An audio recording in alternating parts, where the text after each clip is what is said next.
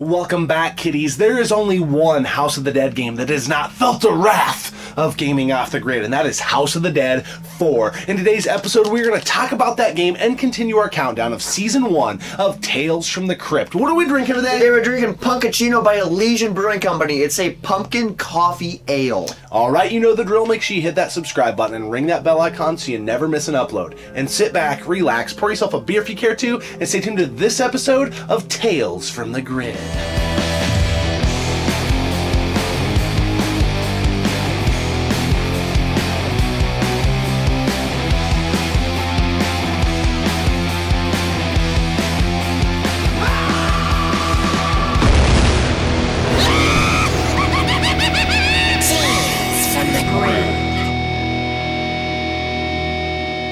Alright, here we go. We just checked off the last House of the Dead game in the series that we have not beat together with House of the Dead 4. I don't really know why it took us this long to beat this game. Yeah, I don't know either, because this game is freaking badass. This might be one of my new favorite House of the Dead games. This game is so freaking sweet. So you play as James, who's a character from House of the Dead 2, Yep. and then Kate Green, who... this is her first time appearing in the series, Yep. but if you're a fan of the series, you know she's also in Scarlet Dawn, Yep. which we did an episode on, and man, she's an Abraham Lincoln. She's a babe, and I love redheads. But it's such a badass game. It's very unique because it's machine guns. It's not you know click load. Yeah. You know it's machine guns, so you pray and spray basically. But it is action packed, intense. Yeah, it's really neat having played this for whatever reason after we beat Scarlet Dawn, because this game, I can feel it kind of moving that direction. Yeah, it has the same mechanics as Scarlet Dawn, where after every level it tells you like your score and how you rank, and then it gives you like a level rating, and if you do good you can get extra life bonuses. Yep. You can get extra things for doing good, so it encourages you to do well. Yeah, the one thing about the House of the Dead series that we've said before on the channel, but if you have not played it, or you just chalk it up as, hey, another light gun game that doesn't have much depth, you would be wrong in saying that, because these games have a bunch of hidden packages, hidden things to find, so you got to keep your eyes peeled, and it's all about bettering your score the next time you play it. These aren't the type of games that you beat them once and you never revisit. No, we revisit this series, like all of them, so many times because they offer so much more, and you can get better, you can find more hidden stuff. And what's cool about House of the Dead 4 is it actually takes place in between House of the Dead 2 and House of the Dead 3 in the main story. So if you're a fan of stories, it's kind of cool how it all relates. Pieces that together. You end up back at Goldman's headquarters, which is really neat to loop back. Yeah, which is how the second one ends, and Goldman's in it. So if you're interested, how do you play House of the Dead 4? It was in the arcades. We have actually never seen it in the arcade. No, never. Or you can play it on the home console via digital download only on the PS3. Yeah, you better hurry, because you know the Wii just lost their digital download store, so the PS3 might come next. So you need to get this game ASAP. And why isn't it physical? Yeah. Come on, Sega. It's frustrating, but the PlayStation Move works very, very well. We've sung the praises of the Nyko Perfect Shot for the Wii on the channel.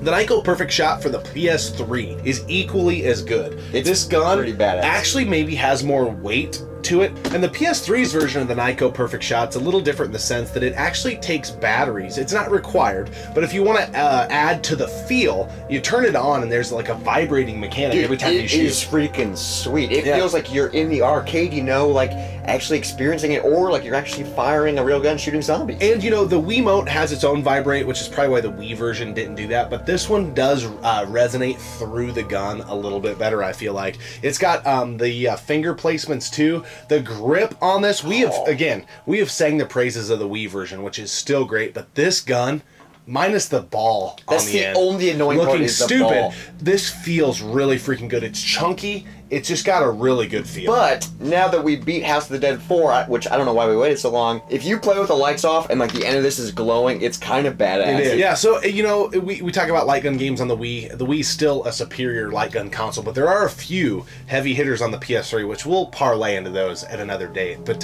nonetheless, this is an awesome gun. It was an awesome game. I'm glad we beat it. I don't think it's a great departure from the traditional format of the series. If you're a fan of House of the Dead 1, 2, and 3, this will fall right in line. You'll know exactly what you need to do. It's a little bit smoothed out, like the voice acting's a little bit better. The still not great, but it's better. The graphics are, you know, smoothed out. They look better. It's obviously, you know, on a more powerful console, the PS3. I just, man, physical, please, please, please give us a physical. And while you're at it, bring Scarlet Dawn to the home console. That's all I want to say. Yeah, another thing that makes these games great, and this one in particular, if you have the means to play it for the October season and to play couch co-op, is it does not take that long to beat. No, this game, doesn't. I think you can beat in under an hour. Which is super badass. You can sit down and play it. It is really tough. You can die, but it's a light gun game, so what do you expect? Yep. All the House of the Dead games are very difficult, with the exception of House of the Dead. That one's kind of a walk in the park. But the rest of them, you got to earn your chops in these games. And speaking of earning your chop, let's talk about our second favorite episode from season 1 of Tales from the Crypt. All right, we've talked about this episode before in last year's Tales from the Grid. The second episode on our list is And All Through the House. Not a creature is stirring, not even a douchebag husband. Ooh. Yeah, so he goes down for the count. What are you, deaf? I said let me have it.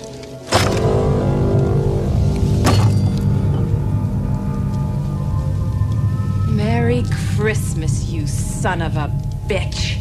She has a boyfriend. They are wanting to move forward with their love. But Santa Claus has something else to say about it. Yeah, dude. Not only does this episode get me in the mood for October or Halloween, it gets me in the mood for Christmas. Hello, kitties. It opens up on this nice, warm fire. The snow's falling.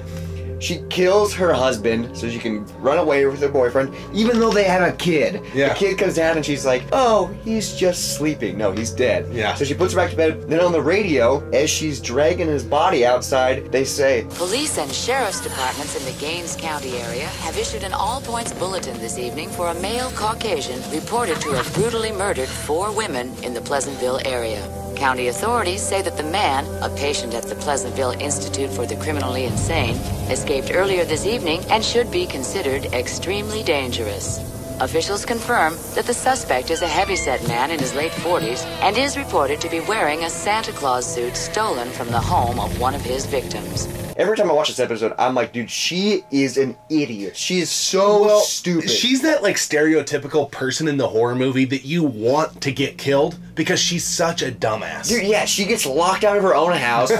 It's so bad, and she freaks out. Yep. She's not smart enough to think her plan through. So she doesn't know what to do with the body now that he's dead, and like the murderer psycho Santa's coming around, and then she's like, I can pin the murder on Santa Claus and get away with this scotch-free.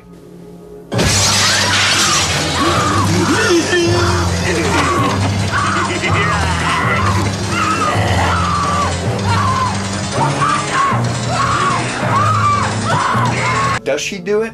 I don't know, but Santa Claus only has one line in the entire scene. Yeah, and it will forever horrify you. You'll never forget it. Naughty or nice. Naughty or nice. This episode is so bad, but so good. It's so well done. And I just love, one of my favorite parts of this episode is when they first encounter Santa Claus and the lady.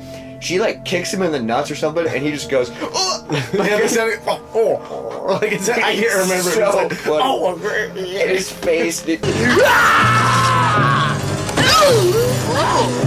This episode is scary. It's creepy, and there's little jump scares here and there.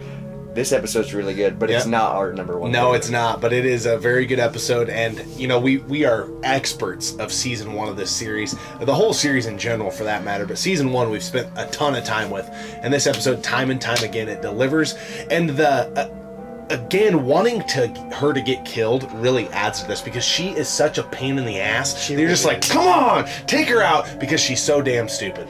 And does Santa Claus take her out? I don't know. You just have to watch the episode. Old Kris Kringle's typically a pretty good guy. Unless he's an escaped convict from the loony bin. Yeah. And speaking of escaped convicts from the loony bin, let's talk about this beer. Okay. So this is the last beer of the Elysian Pumpkin Pack that we got. We were so grateful to find because it has been one of the best sampler packs we've had in recent memory. Being the last beer of the pack, one, we picked it because it was the one that was the least, I think, inviting to like what we're typically into. I think we were kind of right. This is not a bad beer. Had this been like in a, you know, not to say anything bad about these breweries, but like a standard Sierra Nevada sampler pack or St. Adams sampler pack, I think we would have been like, wow, that's really good. Yeah. But in comparison to the rest of the sampler pack, it's definitely fourth in line. Yeah, this is definitely the fourth out of the 4 that we've done. I mean, it's good. It has good, like, coffee taste. I think they brewed this with, like, a local Seattle coffee place, so, like, it has really good coffee taste.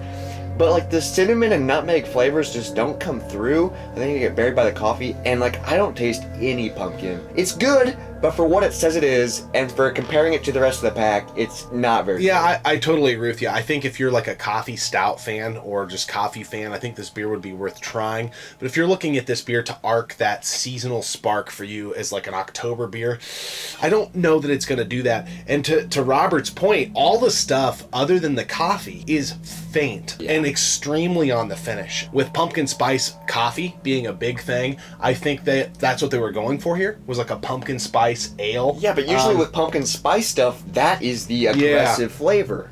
The coffee dominates this one, which I love coffee, I love beer, I love coffee infused beer. This is good. I could drink a lot of these, but the rest of the sampler pack does such a good job of capturing the flavors of the season that this one just does not quite fall in line with those. No, it doesn't. It's kind of disappointing, but like I said earlier, it is a good beer. Yeah.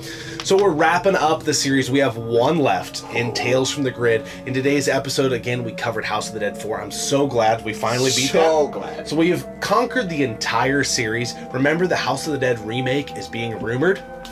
Yeah, we'll put a link to that video up in the corner above, because that is very exciting news. On the Nintendo Switch. Yeah, it could be fantastic. And there's one episode left in Season 1 of Tales from the Crypt.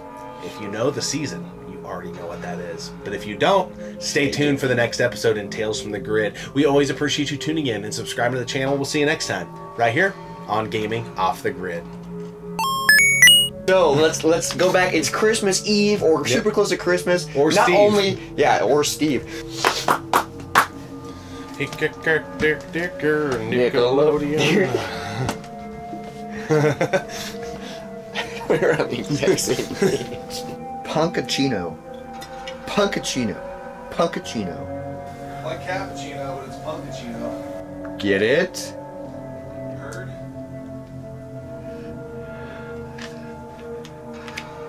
It kind of has like a stout taste. It does. Trying to reposition my shirt. I'm gonna shut off the TV. See you later, fuckers.